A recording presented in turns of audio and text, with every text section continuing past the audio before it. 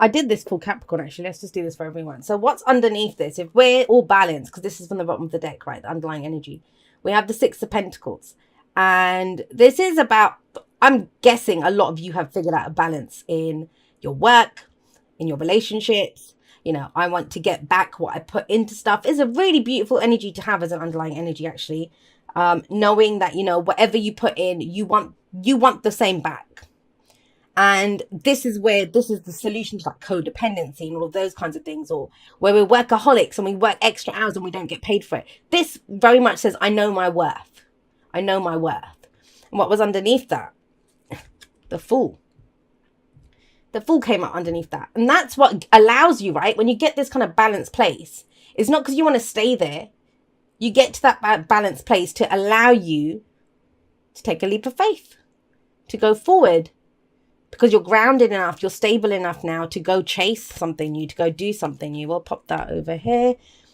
And so, yes, you know, very balanced energy, like I said. It's called the Charity card, and I don't really like that term for it because both people get something out of it.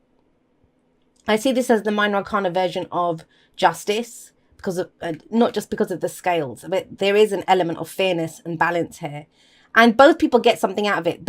The picture is actually quite misleading because we see a rich guy giving to the poor. But his scales are balanced. That's why he has extra. That's why he gives it. He's not giving away something that, you know, it's not going to unbalance his scales. It's to balance himself, to feel balanced within himself. He gives to the poor. Now, they are actually giving him something back. They are giving him the opportunity to do this. So it is give and take. It is balanced, give and take. Nice, beautiful energy, like I said, to have as your underlying energy. And where does that lead? Well, we have the Eight of Wands coming up at the heart of this. Where are you taking all of that? There's this kind of sense of stability, strong stability that's here. But it's kind of like the launch pad of, well, where do I go now? Where do I take this? Eight of Wands can be communication. It can be getting the information that we want. It's opportunities that come in. And I want to say that, you know, that with the Eight of Wands, and I talked about this at the end of Capricorn's reading as well, that, you know, my biggest kind of concern with people, especially I see it when people book readings around this time of the year, is what will happen? That's what people ask. What will happen? And it's like, nothing. We'll have the same kind of year. This is about taking it a step further. Whatever happened in your past, it's left you here in this very balanced place. People that this reading is for, you're going forward. Right, you might see opportunities now where you didn't see any before. Everything might have looked like there's nothing there. You might be ready to have conversations with people that you weren't ready to before. And the reason I'm saying you weren't ready to before is because we have the Seven of Swords coming up in the past. Now, on a very mundane level, and you know I don't usually read generals like that, but at a very mundane level, think about this. With the Eight of Wands coming up, with its kind of a message of communication back and forth, right? Seven of Swords is a conversation that maybe you didn't want to have in the past. Or clearing up a misunderstanding. This is that liar, cheater, deception kind of energy, right? The thief and the knight energy. There could have been a misunderstanding. And now that gets cleared up. So that's a very mundane level message of what's... if I see it, I will say it. That's what I'm trying to say. So if I see a specific message, that's up for someone out there. But the Seven of Swords is in the past. You weren't ready to take a risk. And it did feel like a risk. Why would it have felt like a risk? Because you didn't see what you'd get back from it. You're not going to just do something for the sake of it, or that it's risky, or that, you know, this could be wanting to escape a situation. The Seven of Swords can indicate that. And that can indicate travel then in that sense. But there is movement forward. Movement forward based off of this kind of very grounded, stable energy where you find yourselves right now. And there's no surprises that the King of Swords comes up here. Now, have a look at this. If we're looking at the Seven of Swords as, you know, keeping things in the shadows, you know, we might have been working on something and we're keeping it in the shadows, or we're developing a new truth for ourselves, figuring out where we've been lying to ourselves. And as when other people don't lie to us, we lie to ourselves, right? It's that whole thing of, let me give you an example how I'm registering this energy. It can be, oh yeah, I'm working on myself. And it's like, you're not actually working on yourself. You're hiding away from the world. So you don't have to deal with triggers or conflict or all of that kind of stuff. That switches up completely because we have this person who doesn't want to take a risk, who's kind of being shady and hiding out in the shadows. to the King of Swords, who's upfront about his truth. He's very honest. He speaks his mind. And you're able to do that now. This is Aquarius. This is the card for Aquarius. Yes, you might be dealing with a Gemini or a Libra because it covers all the air signs. But think about it. This is allowing you now to be who you are, to step into your truth. Very kind of logical energy. We go from this kind of what's not real, where's the deception, where's the lies, to this is my truth. This is the reality of how things are. So this is that week, I think, where you kind of fully determine who you are going forward. And that's key here. All of the messages that I've been seeing in the dailies that I pull on Instagram and Facebook, they've been pushing towards this as well. That, you know, figure out what your truth is. Figure out what your narrative is. Figure out what you think. Because that's going to, that's the opening. That's the opening. Our narrative is everything. And this is your truth here coming out as the King of Swords. He knows. That's his thing. I know. He's the advisor. He's the consultant. He's the lawyer. He's the one that we go to for answers because he knows. And it's about knowing what you know, Aquarius. And I'm hoping that will make sense to those that understand what I'm trying to say. So where do you go from this? You're balanced. You know what works. You know what you're willing to put in and what you get back. This energy of, and it's kind of interesting because I've only done 2 readings so far, but even Capricorn got a difficult energy in the past. Like, that's the only thing that can trip you up right now, is if we go back to those old ways or allow that to creep in. This, whatever this was, you're not there anymore. The King of Swords very clearly says that. He's not hiding in the shadows. He's not sneaking around trying to get swords. He has his bloody sword. Biggest bloody sword you'll see. And he sits there in his truth, speaking his mind, able to find the words to say what he's thinking. And the downside of the King of Swords, and all the cards have, you know, higher and a lower vibration, is that he can detach from his emotions and come across as kind of cold. Trust me, I've had to do that recently as well. I've been over-explaining where I am, just to my loved ones. I mean, people that I give a shit about, not to just anyone, but I've been over-explaining it just to make sure that people understand where I'm coming from. Because there has been this very kind of mental, logical, you know, thought kind of energy that's been around. So what happens? Now you're ready for that change. Have a look. We've got death coming in.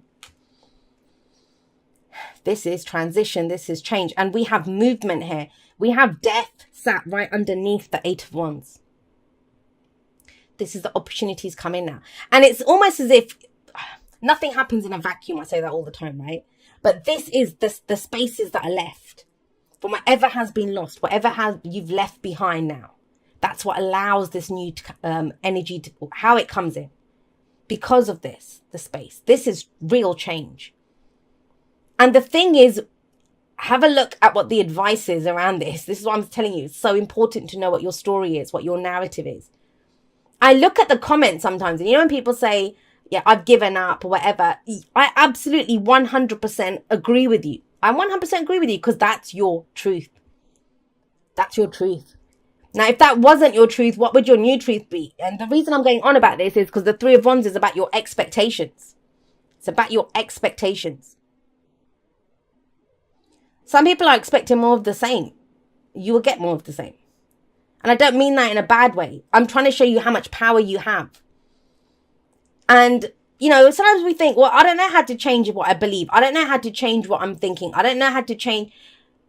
What would you like it to be? What would you like your truth to be? Because it's the King of Swords that's sat there in the present, knowing what he knows. And, you know, with death, it's not the Tower. It's not an unexpected change. It's something that we've been experiencing for a while. It's slow energy. It's deep energy. There's been shifts and there's been movement and, you know, things being lost and removed from at a core, at a depth that, you know, I don't think we do justice to when we talk about, oh, you know, things leaving or grieving the loss of the old. But it's the birth of the new. The death card is about its cycles of death and rebirth. And that's where the focus is now. But what are you expecting to come in? This is saying that very clearly. Let's go back to that, what was at the bottom here. And it was the Fool. And I get why that isn't the underlying energy. Because it's not a real leap of faith. Not really. It will feel like it. It indicates that new journey coming in.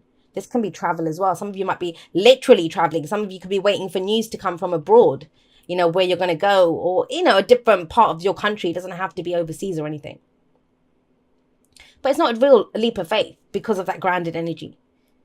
Because of all the shadow work that's been going on. Because you face this, the stuff that you weren't ready to face in the past, you are now. Why? Because now you know. Now you have the information that you need. You've let go of everything that you've let go of. And Three of Wands, what are you expecting to come in? Because there's never a surprise. Yes, you're waiting for your ships to come in. But there's never a wait and see energy in the tarot. There's no such thing as, hey, just sit there twiddling your thumbs and it will happen. There's not a single card in the tarot that says that to you. We are always doing something. And here, this person, he's gone to greet the boats. He knows they're coming in. And in some of the decks, the Three of Wands, there's not even a boat on the horizon, but the guy stands there because he knows it's coming in. He knows it's coming in. And he stands there with a plan. He knows what the cargo is on those ships. He knows what he's going to do with that cargo as soon as it comes off. So he has a plan of action ready to go. Do you have a plan of action ready to go? And it all stems from your own truth, Aquarius. Pretty profound reading. And I'm going to just go out on a limb here and say that I've got a feeling that most of the messages coming through will be like this. Because there's only one, look at this, look at the cards. There's only one sticky energy here, and that's the past fan. It's last week, last month, last year, whatever that is. And it can be there as a kind of, I don't know, thorn in your paw. I don't want to go forward because this happened. Or it can be, I overcame that. That gave me the knowledge. I kind of get the sense that this is lack of confidence and this is confidence in your truth. Maybe because some new information comes in. Maybe because you start having some different conversations with people. But this is transformation. Everything changes with the Death card. And so your expectations are going to change based off that too, right? Where are you taking it? Where are we going? Thank you so much for watching your reading. I am going to be doing a live outro. You'll either see the notification up depending on when you see this, or I will link it at the end of this video if once I've recorded it and done it, of course.